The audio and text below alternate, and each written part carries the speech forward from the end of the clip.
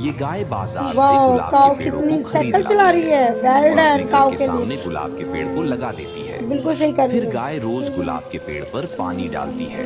धीरे वाओ। धीरे गुलाब का पेड़ बड़ा काऊ के होने लिए तो एक लगता लाइक है। बनता है। तभी एक दिन यह हाथी कहीं से इतना आ सुंदर जाता है पेड़। और उस हाँ। गुलाब के पेड़ को उखाड़ एलिफेंट, कर ये क्या जमीन कर रही पर है? गिरा देता है। बहुत गाय ये गलत सब किया। देखती है और रोने लगती है।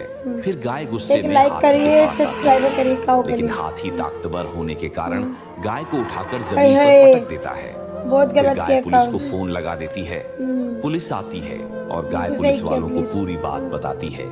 फिर पुलिस वाले गाय की बात को मान लेते हैं और उस हाथी को बिल्कुल पकड़कर सही। जेल ले वेल डन, जाते लाइक हैं। करिए, ये शेयर क्या करिए अभी तक आप एंड लोगों ने इस सब्सक्राइबर बेचारी करिए। गाय के लिए सब्सक्राइब